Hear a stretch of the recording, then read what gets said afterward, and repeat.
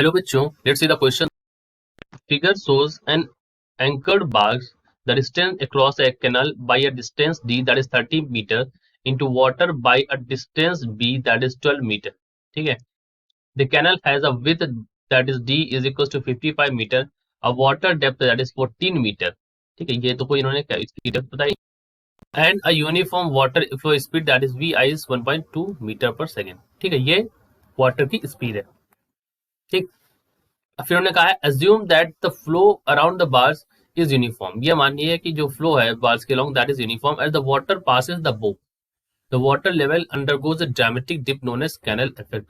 Water जब इस बो से पास होता है यहाँ से, तो इसमें देखो एक ड्रामेटिक वो आता है, क्या मतलब एक डिप आता है. If the dip has depth h is equal to 0.0 metre. अब यहाँ पर देखो बार्ज है, इसमें जब इसके पास से पानी निकलता है तो उसमें वो आता है, इसे डाउन आता है, डिप आता है, और डिप की जो वैल्यू है वो हमको दे रखी है. What is the water speed alongside the boat through the vertical cross sections at a point A and at a point B. The erosion due to speed increase is a common concern to hydraulic engineers. ठीक है, तो हमें यहाँ पर यही निकालना है. ठीक, चलिए करते हैं इसको सॉल्व. ठीक, तो हमें सबसे पहले पॉइंट ए पर, फिर हमें पॉइंट बी पर निकालना है. ठीक है, चलिए करते हैं.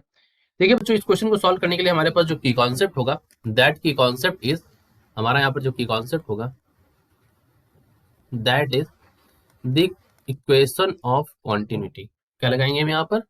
Equation of continuity. ठीक है, इक्वेशन ऑफ कॉन्टिन्यूटी क्या कहती है? ये कहती है यहाँ पर a1 v1 is equal to a2 v2.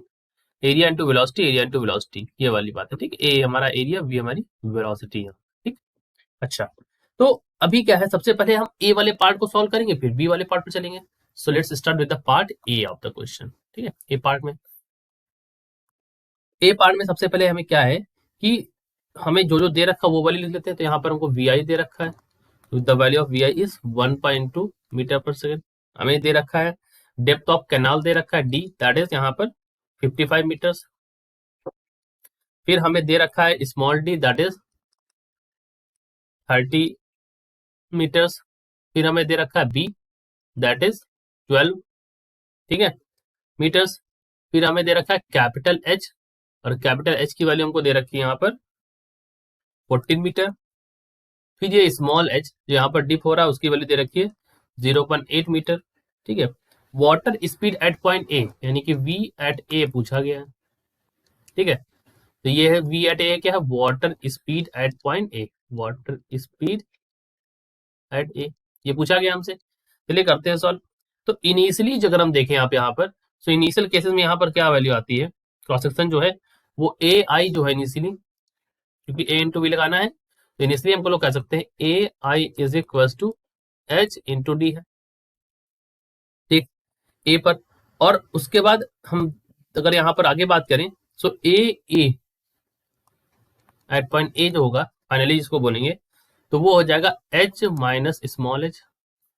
ठीक, और डी माइनस यहाँ पर हो जाएगा B minus H into D finally. ठीक है, ये मतलब यहाँ पर अगर आप देखोगे समझ में आ जाएगा आपको कि H minus H final case. ऊपर केस में तो सिंपल है ना, नीचे वाले केस में देखो यहाँ पर क्या है कि एच माइनस एच आएगा, इंटू डी चला जाएगा, minus B minus H into D small D. ठीक, ये कर लिया.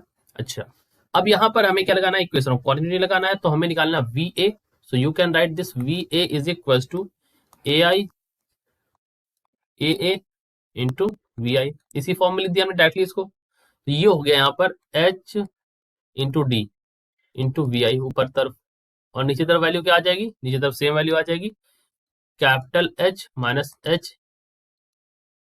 Into D minus of B minus H into D.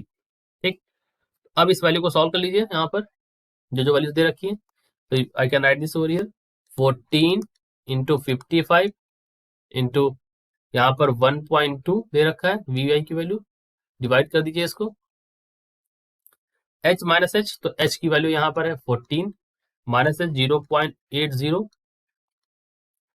Into D है यहाँ पर डी 55 है, माइनस बी माइनस एच तो 12 माइनस 0.80 और स्मॉल डी की वैल्यू यहाँ पर है 30। ठीक, तो जब आपने इसको सॉल्व करेंगे, सॉल्व करने पर जो आपकी वैल्यू आ जाएगी, that value is equal to, यहाँ पर वैल्यू आएगी, so when I solve this, the value that I get is 2.34 meter per second.